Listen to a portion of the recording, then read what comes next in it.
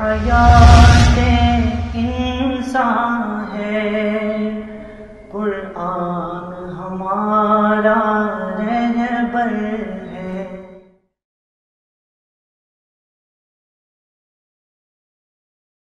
بسم اللہ الرحمن الرحیم، نحمدہ ونصلی علی رسولہ الکریم، اما بعد۔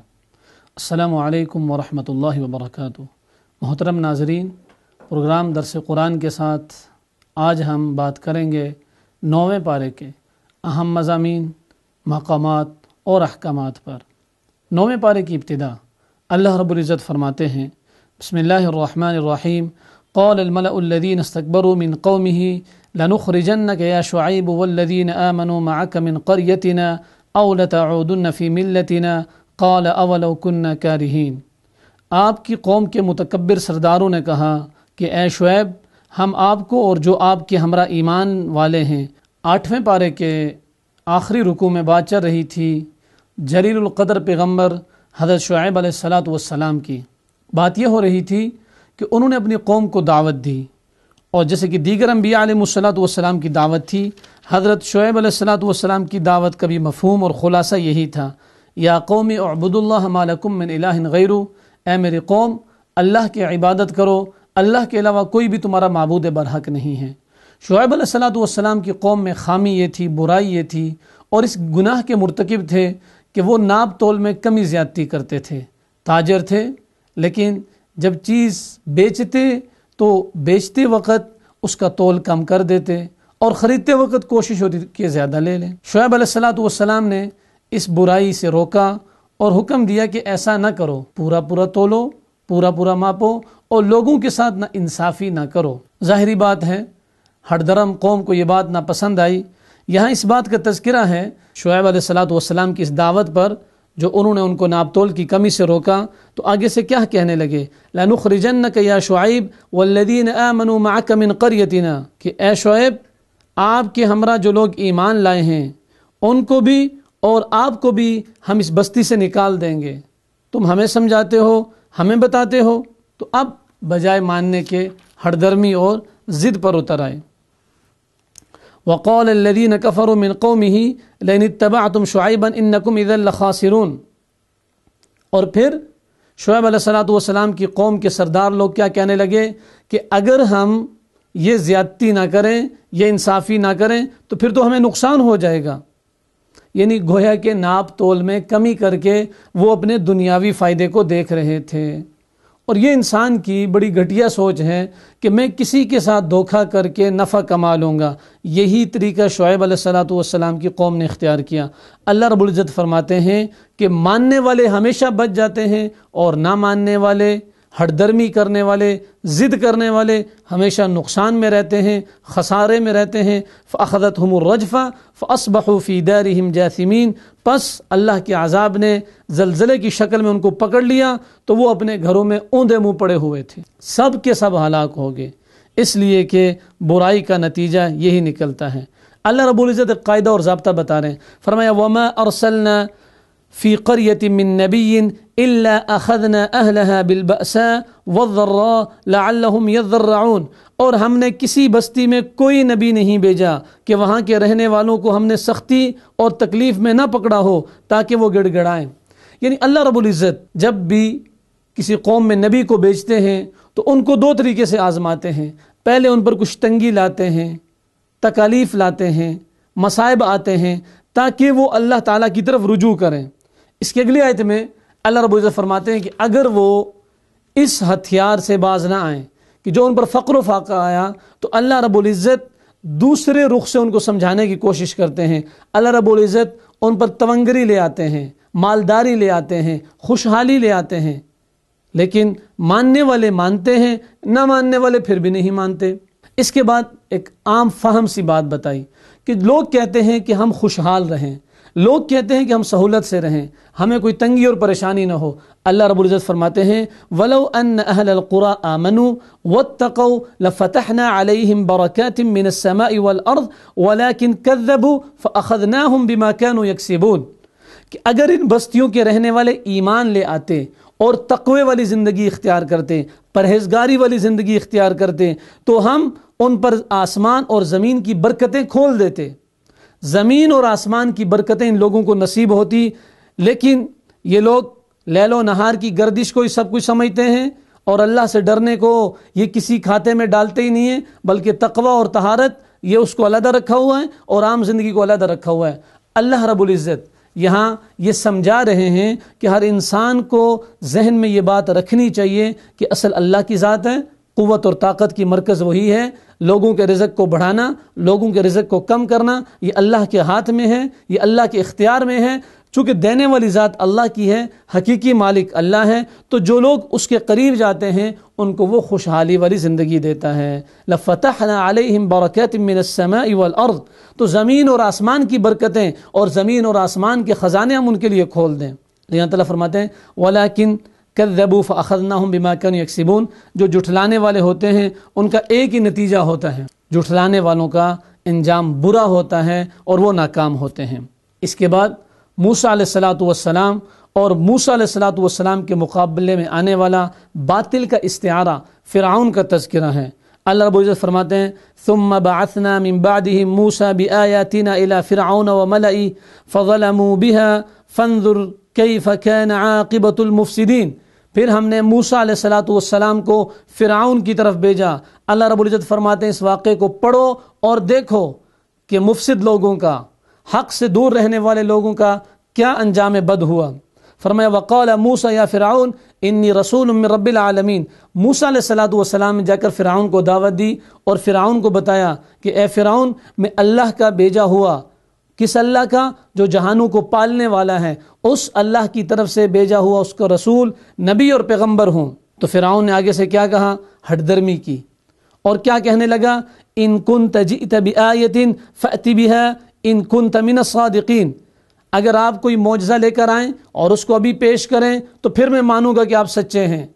پہلی بات اس نے یہ کی فَأَلْقَى عَصَاهُ فَإِذَا هِيَ ثُعْبَانٌ مُّبِينٌ۔ اللہ رب العزت فرماتے ہیں کہ ہم نے موسیٰ کو دو بنیادی معجزے دیے تھے، وَنَزَعَ يَدَهُ فَإِذَا هِيَ بَيْضَاءُ لِلنَّاظِرِينَ، موسیٰ علیہ الصلوۃ والسلام کے ہاتھ میں عصا تھا، اللہ کے حکم سے پھینکا وہ ایک اژدہا بن گیا۔ اور دوسرا موسیٰ علیہ الصلوۃ والسلام اپنی بغل میں ہاتھ ڈالتے، جب واپس نکالتے تو بالکل سفید اور چمکدار اور روشن ہوتا تھا۔ اسی کو کہتے ہیں کہ عصا اور ید بیضا، یہ موسیٰ علیہ الصلوۃ والسلام کے دو بنیادی معجزے تھے۔ وہ دیکھ لیا، لیکن چونکہ دل صاف نہیں تھا اور اصل میں ہٹ درمی تھی، ضد تھی، تو بجائے ماننے کے کیا کہا؟ قال الملأ من قوم فرعون ان هذا لساحر علیم۔ تو پھر وہ جو درباری تھے اور فرعون کے باقی لوگ تھے، چونکہ جادو کا بڑا زور تھا اس زمانے میں، اور یہ فرعون کے زمانے میں، موسیٰ علیہ الصلوۃ والسلام کے زمانے میں، تو ان لوگوں نے یہی کہا کہ بھئی موسیٰ علیہ الصلوۃ والسلام نے جادو کیا ہے اور جادو کے زور پر اپنی چھڑی کو اژدہا بنا دیا ہے، اب بھئی کیا کیا جائے؟ اور پھر ساتھ یہ بھی کہا یہ عام لوگوں کی روایت ہے، تاریخ اس سے بری ہے کہ جب بھی کوئی شخص دین کی دعوت لے کر اٹھتا ہے اور دین کی طرف لوگوں کو بلاتا ہے تو جہاں دشمن سامنے آ کے مقابلہ کرتا ہے، پس پردہ عوام کے اندر بھی کام کرتا ہے دشمن۔ یہاں دشمن نے کیا ہتھیار استعمال کیا لوگوں کو ڈرانے کے لیے؟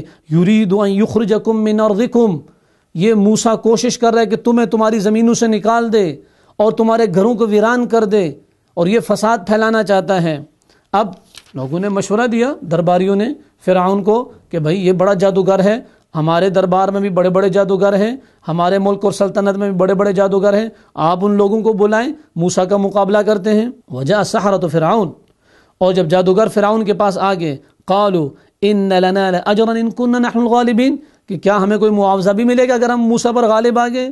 تو یہ تکبر کے اندر تھے اور ان کو یقین تھا کہ موسیٰ کو شکست دینا کون سا مشکل کام ہے۔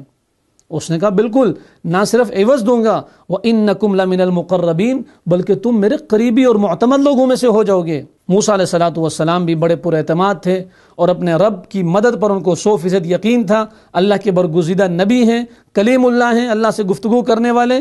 اللہ رب العزت فرماتے ہیں فَلَمَّا أَلْقَوْا، جب انہوں نے اپنی رسیاں وغیرہ ڈالی، سَحَرُوا أَعْيُنَ النَّاسِ، تو اب اس کے اندر لوگوں کی نظر بندی کر دی، اب لوگوں کی نظر بندی کر دی، وَاسْتَرْهَبُوهُمْ، لوگ گھبرا گئے اور وجاءوا بسحر عظیم، اللہ رب العزت فرماتے ہیں کہ یہ جو لوگوں نے رسیاں ڈالی یہ انہوں نے بڑا اپنے طور پر کمال کیا اور ایک بڑا جادو کیا. تو فرمایا وَأَوْحَيْنَا إِلَى مُوسَىٰ أَنْ أَلْقِ عَصَاكَ، ہم نے موسیٰ علیہ السلام کی طرف وحی کی کہ مقابلے میں آپ اپنا عصا پھینکیں. اور جب موسیٰ علیہ السلام نے عصا پھینکا فَإِذَا هِيَ تَلْقَفُ مَا يَأْفِكُونَ، موسیٰ علیہ السلام نے جو عصا ڈالا تو اس نے ساری رسیوں کو ہڑپ کر لیا. بعض مفسرین جیسے کہ ابن کثیر رحمہ اللہ نے لکھا ہے کہ یہ ایسا ہیبتناک منظر تھا کہ جب موسیٰ علیہ السلام نے اپنے عصا کو ڈالا اور اس سے اژدہا بن گیا تو فرعون نے اپنے تخت سے چھلانگ لگائی اور بھاگ نکلا. فرمایا فوقع الحق وبطل ما كانوا يعملون، حق غالب آ گیا اور باطل مغلوب ہو گیا.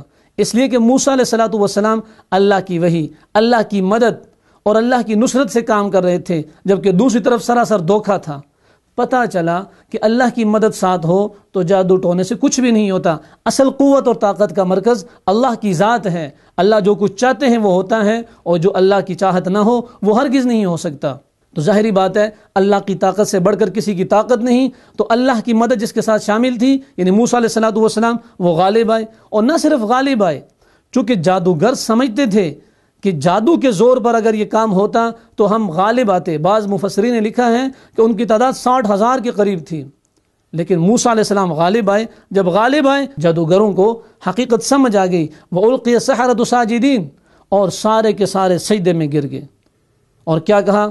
آمنا برب العالمین رب موسیٰ و ہارون، اور ہارون اور موسیٰ کے رب پر ایمان لائے، اس رب پر جو جہانوں کو پالنے والا ہے.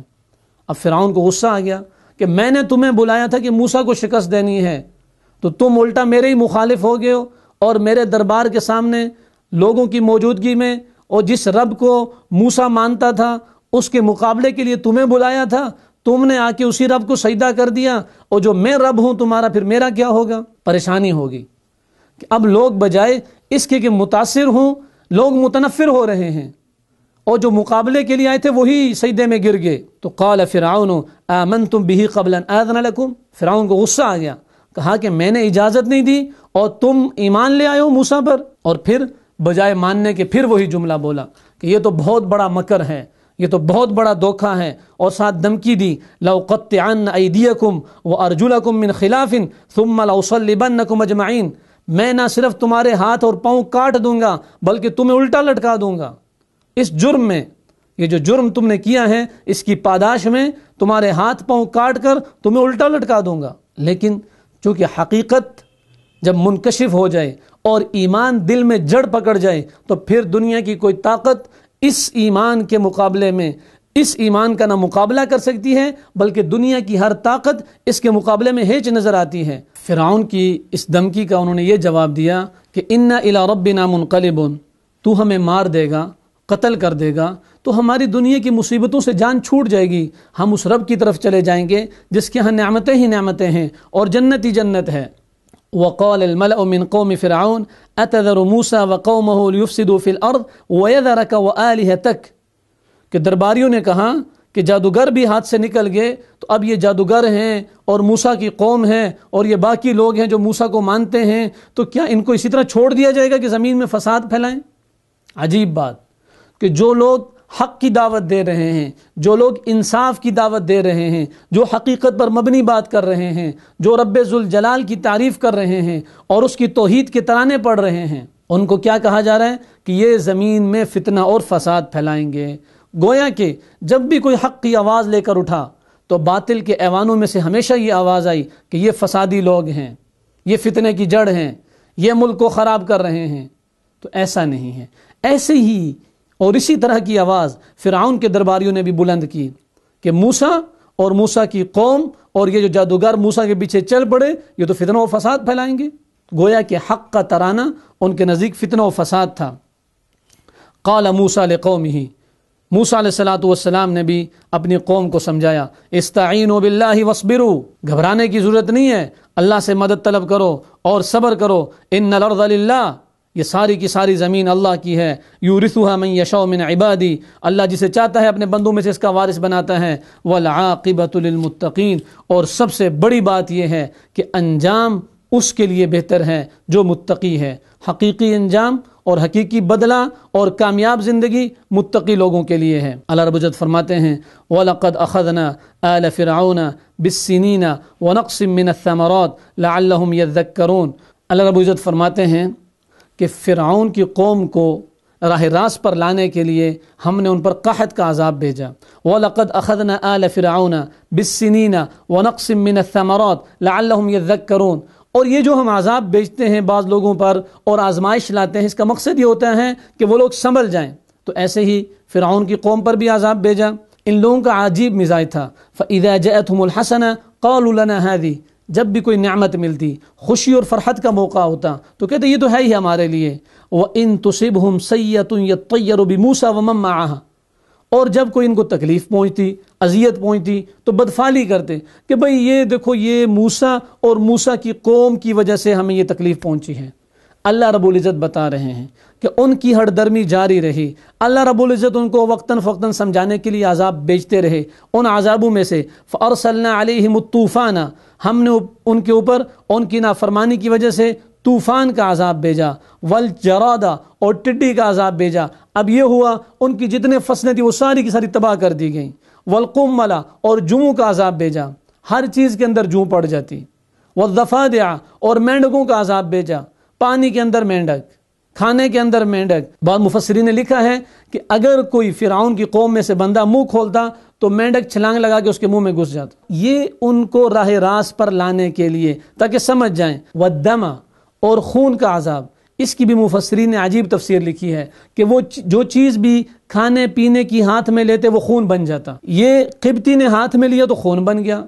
بنی اسرائیل سے کہتے کہ تم ذرا یہ پانی ہمیں لا کے دے دو، وہ جب ہاتھ میں لیتا تو دوبارہ پانی بن جاتا۔ موسیٰ علیہ السلام کی قوم میں سے کوئی بندہ قریب لے کے جاتا تو وہ دوبارہ پانی بن جاتا۔ حتیٰ کہ ان لوگوں نے ایک دفعہ یوں بھی کیا کہ بنی اسرائیل میں سے لوگوں کو پکڑ کے یہ کہا کہ تم یہ پانی اپنے ہاتھوں سے ہمیں پلاؤ۔ اب جب تک اس کے ہاتھ میں رہتا تو وہ پانی، اور جب فرعون کی قوم یعنی قبطی کے منہ کے قریب پہنچتا تو دوبارہ خون بن جاتا۔ یوں اللہ رب العزت نے مختلف عذاب دے کر ان کو سمجھانے کی کوشش کی، لیکن وہ سمجھنے والے نہیں تھے، ہٹ درم لوگ تھے، ضدی لوگ تھے۔ تو اللہ رب العزت فرماتے ہیں بجائے سمجھنے کے فاستکبروا، انہوں نے تکبر کا راستہ اختیار کیا، اللہ کی ایک بات نہ مانی۔ وَكَانُوا قَوْمًا مُجْرِمِينَ، اور وہ تھے ہی مجرم لوگ، نافرمان لوگ، اللہ کی نافرمانی پر اتر آئے۔ حیات انسان ہے قرآن ہمارا رہبر ہے۔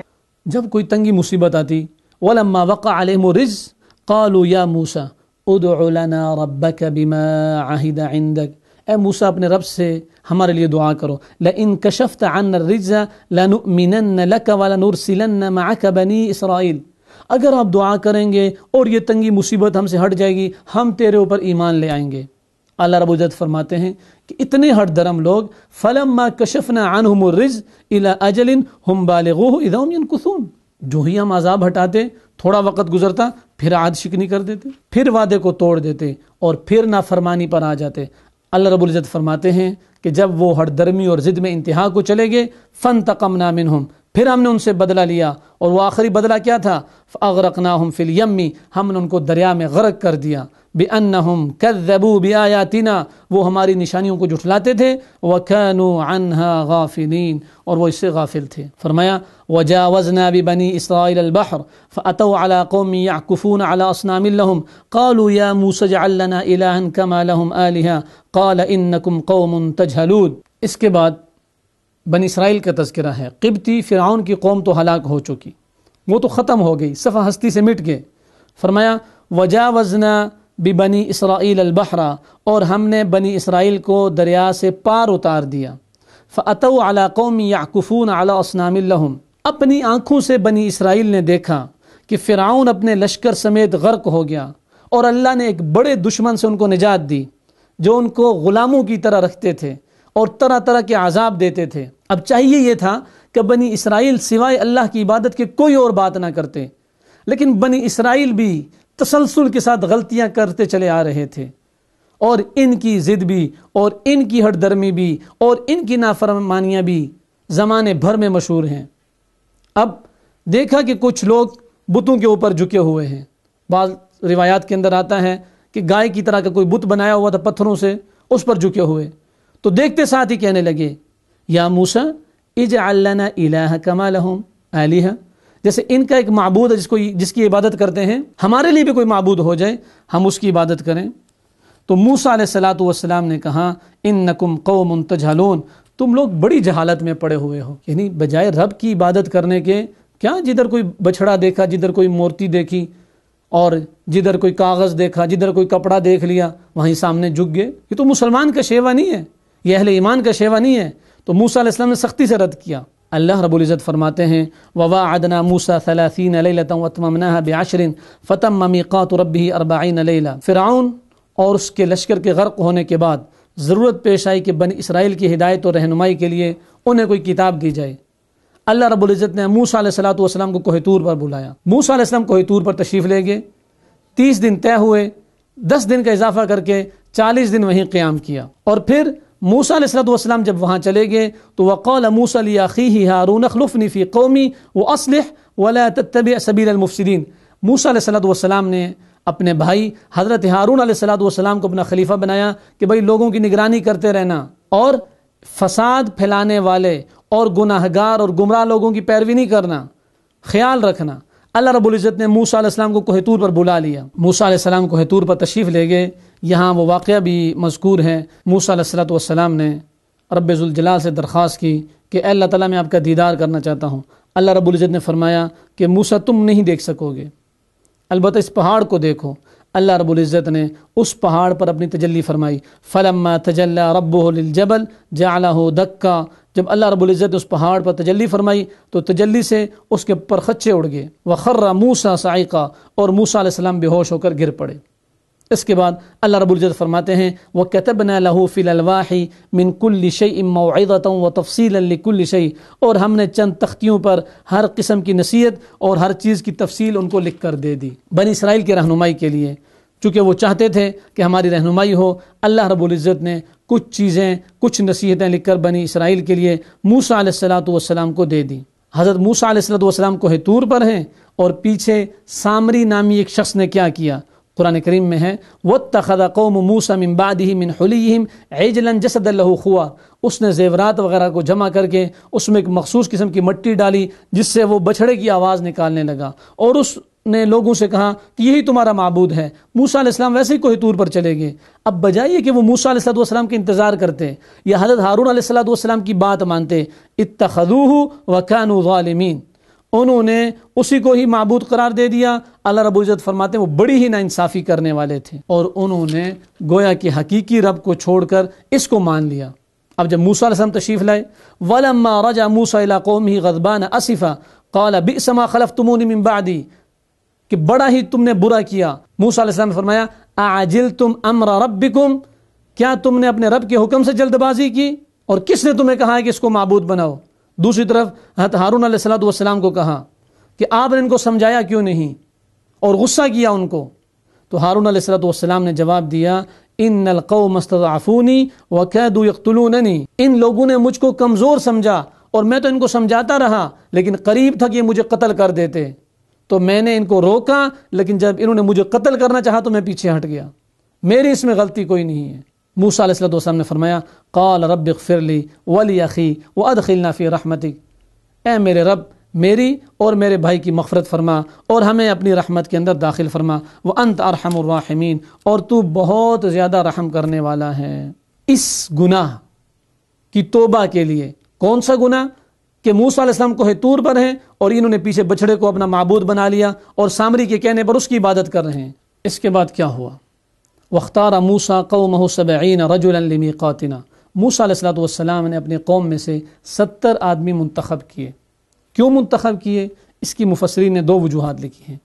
بعض مفسرین کی رائے یہ ہے کہ چونکہ انہوں نے بہت بڑا جرم کیا تھا اور اللہ کی عبادت کو چھوڑ کر بچھڑے کی عبادت شروع کر دی تھی، اس گناہ کی تلافی کے لیے موسیٰ علیہ السلام ان کو کوہ طور پر لے گئے۔ اور بعض کی رائے یہ ہے کہ جب موسیٰ علیہ السلام نے وہ لکھی ہوئی چیزیں ان کے حوالے کی، وہ کہنے لگے کہ موسیٰ ہم تیری بات تب مانیں گے جب تو ہمیں اپنے رب کا کلام سنائے گا جیسے تو نے خود سنا۔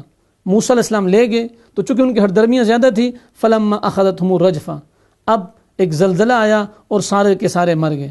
بہرحال موسیٰ علیہ السلام نے اللہ رب العزت سے دعا کی، اللہ رب العزت نے ان کو دوبارہ زندہ کر دیا، لیکن یہ ان کو سمجھانے کے لیے تھا کہ تمہاری غلطیاں زیادہ ہیں، ہٹ درمیاں زیادہ ہیں، اس وجہ سے تمہیں اللہ کا عذاب بار بار پکڑ لیتا ہے۔ اس کے بعد نبی اکرم صلی اللہ علیہ وسلم سے خطاب ہے، قل یا ایھا الناس انی رسول اللہ الیکم جمیعا الذی لہ ملک السماوات والارض لا الہ الا هو یحیی و یمیت، کہ اے نبی صلی اللہ علیہ وسلم پوری انسانیت کو بتا دیجئے کہ آپ سارے جہان والوں کے لیے نبی بنا کر بھیجے گئے ہیں، ساری انسانیت کے لیے نبی بنا کر بھیجے گئے ہیں، اور کس کی طرف سے؟ رب ذوالجلال کی طرف سے، جو زندگی دیتا ہے، جو موت دیتا ہے، اور جس کے پاس ساری قوتیں، ساری طاقتیں اور سارے اختیارات ہیں۔ فرمایا وَقَطَّعْنَاهُمُ اثْنَتَيْ عَشْرَةَ أَسْبَاطًا أُمَمًا، اللہ رب العزت اپنی نعمتیں یاد کروا رہے ہیں۔ 12 قبیلے تھے، 12 راستے بن گئے، اور پھر انہوں نے پانی کا مطالبہ کیا۔ اللہ رب العزت نے فرمایا کہ موسیٰ اپنے عصا کو مارو، موسیٰ علیہ السلام نے مارا، 12 چشمے پھوٹ پڑے، اور پھر جب ان کو گرمی محسوس ہونے لگی، حرارت محسوس ہونے لگی، وَظَلَّلْنَا عَلَيْهِمُ الْغَمَامَ، تو ہم نے ان پر بادل کا سایہ کر دیا، اور بھوک مٹانے کے لیے وَأَنزَلْنَا عَلَيْهِمُ الْمَنَّ وَالسَّلْوَىٰ، ہم نے ان پر من و سلوہ اتارا، نعمتیں ہی نعمتیں، نعمتوں کی بارش۔ اس کے بعد یہود کا تذکرہ ہے کہ وَاسْأَلْهُمْ عَنِ الْقَرْيَةِ الَّتِي كَانَتْ حَاضِرَةَ الْبَحْرِ، ان سے پوچھئے ان لوگوں کے بارے میں جو اس بستی میں رہتے تھے جو دریا کے کنارے تھا۔ اللہ رب العزت نے ان کو ہفتے والے دن شکار سے روک دیا تھا، اور ہوتا یہ تھا، عجیب بات جیسا کہ یہاں مذکور ہے کہ اذ تاتیہم حیتانہم یوم سبتہم، کہ جس دن سے اللہ نے شکار سے روکا تھا مچھلیاں اسی دن ابھر ابھر کے سامنے آتی اور شکار کی دعوت دیتی۔ تو اب وہ رکے تو رہے کچھ دن، لیکن پھر ہیلا کیا کیا؟ انہوں نے گڑھے کھود لیے۔ اب ہوتا کیا کہ جو ہفتے والے دن شکار تو نہ کرتے، لیکن مچھلیاں گڑھوں میں پھنس جاتی۔ تو اللہ رب العزت فرماتے ہیں کہ ان یہودیوں نے یوں اللہ کے حکم کو توڑا اور یوں اللہ کے حکم کو پس پشت ڈالا۔ اور اس کے ساتھ ساتھ یہ بھی بات بتائی جا رہی ہے، اس واقعے کو سن کر یہودیوں کو یقین آ جائے کہ اللہ کے بھیجے ہوئے نبی ہیں، چونکہ یہ واقعہ یقینی ہے اور ان کی کتابوں میں لکھا ہوا ہے، اللہ کے نبی صلی اللہ علیہ وسلم ان کے بتائے بغیر سنا رہے ہیں، یقیناً یہ وحی کے علاوہ کسی اور راستے سے نہیں ہو سکتا۔ اس کے بعد فرمایا وَإِذْ تَأَذَّنَ رَبُّكَ لَيَبْعَثَنَّ عَلَيْهِمْ إِلَى يَوْمِ الْقِيَامَةِ مَنْ يَسُومُهُمْ سُوءَ الْعَذَابِ إِنَّ رَبَّكَ لَسَرِيعُ الْعِقَابِ وَإِنَّهُ لَغَفُورٌ رَحِيمٌ۔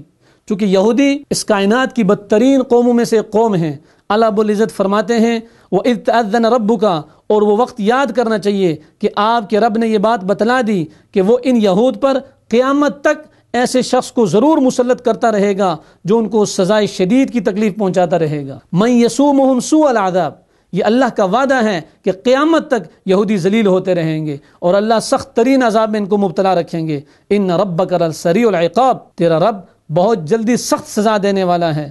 وانہ لغفور الرحیم، اور وہ بخشنے والا اور رحم کرنے والا ہے۔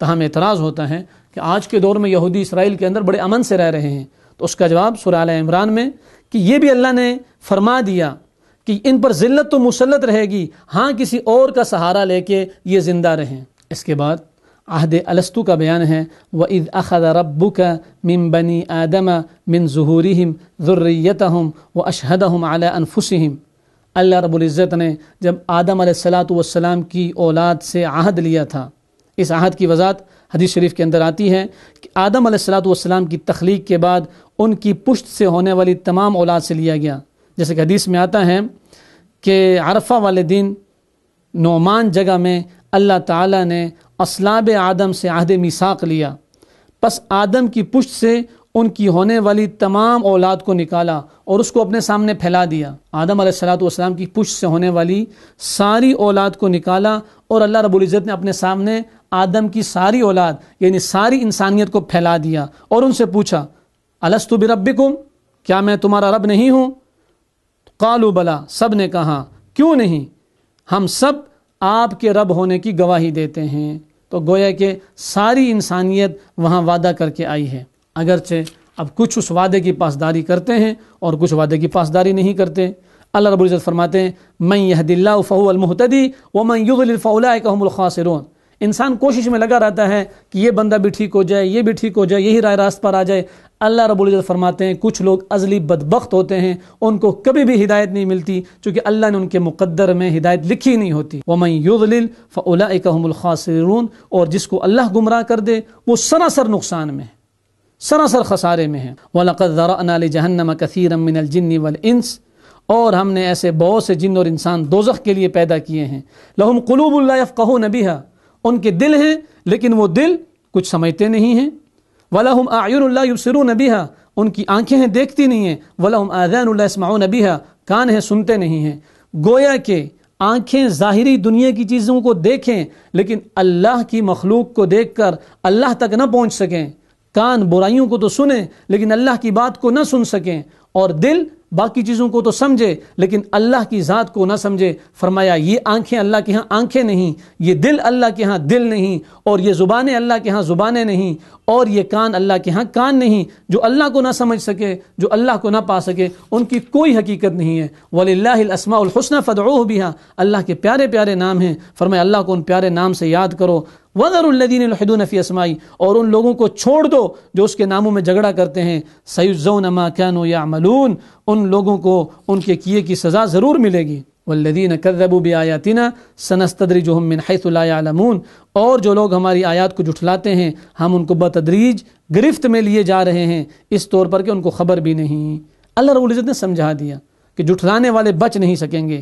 یسألونک عن الساعة ایان مرساها قل انما علمها عند ربی، بہت سارے لوگ قیامت کے بارے میں پوچھتے ہیں، فرمایا اے میرے حبیب آپ لوگوں کو بتا دو کہ قیامت کا علم میرے رب کے پاس ہے۔ اس کے بعد اللہ رب العزت فرماتے ہیں قل لا املک لنفسی نفعا ولا ضرا الا ما شاء اللہ، اے میرے حبیب آپ کہہ دیجئے کہ میں مالک نہیں ہوں اپنی ذات کے لیے کسی نفع اور نقصان کا مگر جو اللہ چاہے۔ اللہ نے واضح بتا دیا کہ مختار کل مولا آقا صرف اللہ کی ذات ہے، حتیٰ کہ نبی صلی اللہ علیہ وسلم کی زبان سے کہلوایا جا رہا ہے کہ اللہ کے بعد سب سے مقدس ہستی، کہ میں بھی اپنے نفع نقصان کا اللہ کی اجازت کے بغیر ذرا بھی اختیار نہیں رکھتا۔ اور اگلا اہم عقیدہ وَلَوْ كُنْتُ أَعْلَمُ الْغَيْبَ لَاسْتَكْثَرْتُ مِنَ الْخَيْرِ، اور اگر میں غیب کا علم رکھتا تو میں اپنے لیے بہت ساری خیر اکٹھی کر لیتا۔ اور کتب احادیث میں بہت سارے ایسے واقعات موجود ہیں جس سے پتہ چلتا ہے کہ نبی اکرم صلی اللہ علیہ وسلم ہرگز عالم الغیب نہیں تھے۔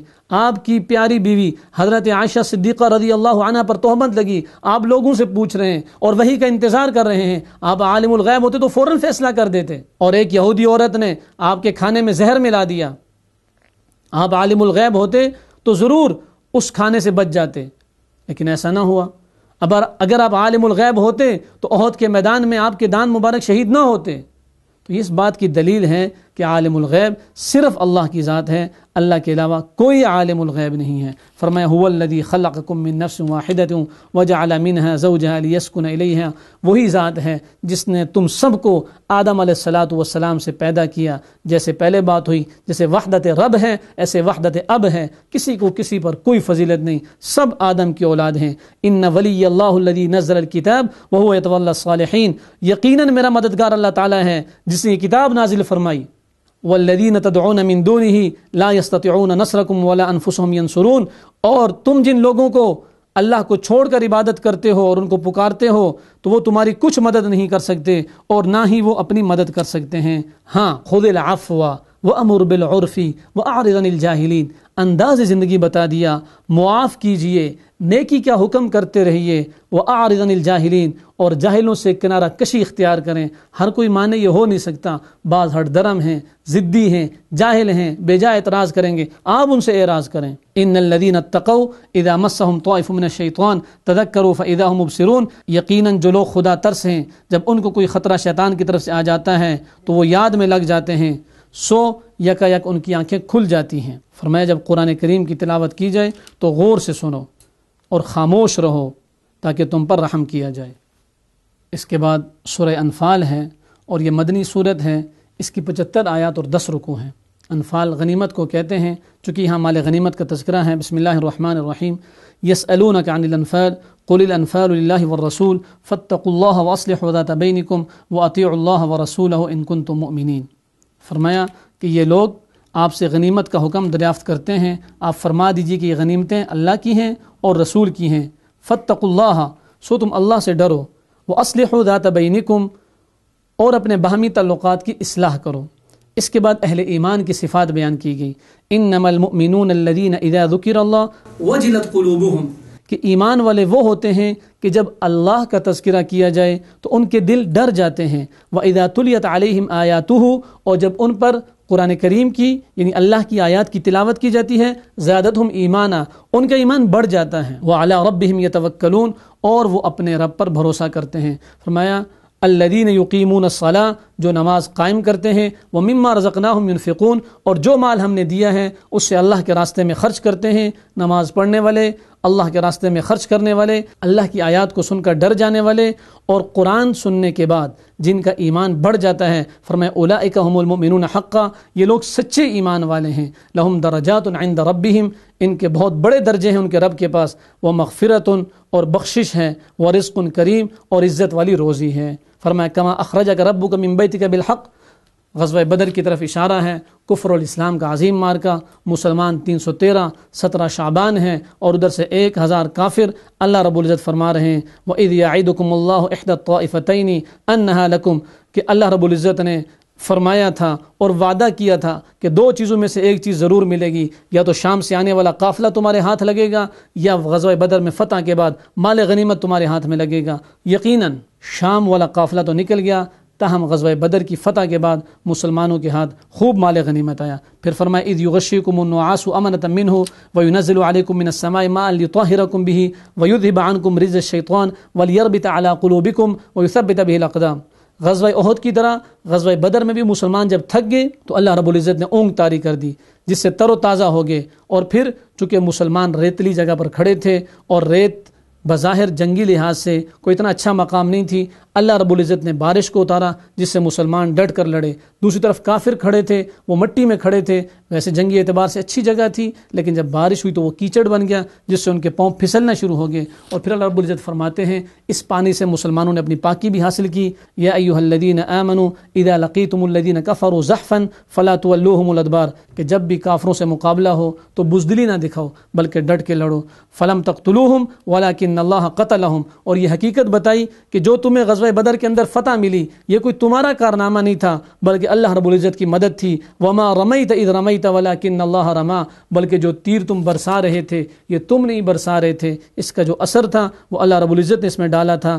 اے ایمان والو، اللہ کی اطاعت کرو، اللہ کے رسول کی اطاعت کرو، اور اس سے روگردانی نہ کرو، وانتم تسمعون، اور تم سن بھی رہے ہو، بلکہ اللہ کی اطاعت کو لازم پکڑو۔ پھر آگے فرمایا یا ایھا الذین آمنوا لا تخونوا اللہ والرسول، اے ایمان والو اللہ اور اللہ کے رسول سے خیانت نہ کرو، وتخونوا اماناتکم وانتم تعلمون، اور تم خیانت کرتے ہو اور تمہیں علم بھی ہے۔ تو خیانت جرم عظیم ہے، گناہ کبیرہ ہے، اللہ رب العزت اس سے روک رہے ہیں۔ فرمایا وَاعْلَمُوا انما اموالکم واولادکم فتنہ، یہ جو تم مال جمع کرنے کے لیے خیانت کرتے ہو یہ تمہارے لیے آزمائش ہے، اور اپنی اولاد کو نفع دینے کے لیے کرتے ہو یہ بھی آزمائش ہے۔ وَأَنَّ اللَّهَ عِندَهُ أَجْرٌ عَظِيمٌ، ہاں اللہ تعالیٰ کے ہاں جو چیز ہے وہ بڑی ہے اور اجر والی ہے۔ تم خیانت سے بچو، اولاد پالنے کے لیے حلال روزی استعمال کرو، اللہ بڑے اجر سے نوازیں گے۔ پھر کافروں کا مطالبہ تھا کہ ہم آپ کی بات نہیں مانتے، آپ اپنے رب سے کہیں کہ ہمارے اوپر پتھر برسائیں، تو اللہ رب العزت فرماتے ہیں وَمَا كَانَ اللَّهُ لِيُعَذِّبَهُمْ وَأَنْتَ فِيهِمْ، کہ اللہ رب العزت اس وقت تک عذاب نہیں بھیجیں گے جب تک آپ زندہ ہیں۔ وَمَا كَانَ اللَّهُ مُعَذِّبَهُمْ وَهُمْ يَسْتَغْفِرُونَ، اور جب تک لوگ توبہ استغفار کرتے رہیں گے۔ دو وجوہات، آپ کا وجود یہ بھی عذاب سے مانے ہیں، اور آپ اگر چلے گئے دنیا سے لیکن لوگ استغفار کرتے رہے پھر بھی اللہ کا عذاب نہیں آئے گا۔ اور پھر سمجھا دیا قُلْ لِلَّذِينَ كَفَرُوا إِن يَنْتَهُوا يُغْفَرْ لَهُم مَّا قَدْ سَلَفَ، کافروں کو بتا دو کہ اگر وہ باز آ جائیں تو ان کے گناہوں کو معاف کر دیا جائے گا۔ اور پھر سمجھا دیا جو باز نہیں آتے ہٹ درم ہیں، وَقَاتِلُوهُمْ حَتَّى لَا تَكُونَ فِتْنَةٌ، جب وہ ہٹ درمی کے اوپر زیادہ آ جائیں اور فتنہ فساد پھیلانے لگیں پھر ان سے لڑو یہاں تک کہ فتنے کا بالکل قلع کما ہو جائے اور وہ ختم ہو جائے۔ وَإِن تَوَلَّوْا فَاعْلَمُوا أَنَّ اللَّهَ مَوْلَاكُمْ نِعْمَ الْمَوْلَى وَنِعْمَ النَّصِيرُ، اور اگر وہ گردانی کریں تو یقین رکھو کہ اللہ تعالیٰ تمہارا کارساز ہے، اور وہ بہت ہی اچھا کارساز ہے اور بہت ہی اچھا مددگار ہے، اس کی مدد ساتھ ہوگی، کوئی شکست نہیں دے سکے گا۔ اللہ رب العزت کمی کوتاہی کو معاف کر کے صحیح پر عمل کرنے کی توفیق نصیب فرمائے۔ کل پھر اسی پروگرام میں ملاقات ہوگی، تب تک کے لیے اجازت دیجیے۔ السلام علیکم ورحمۃ اللہ وبرکاتہ۔ حیات انسان ہے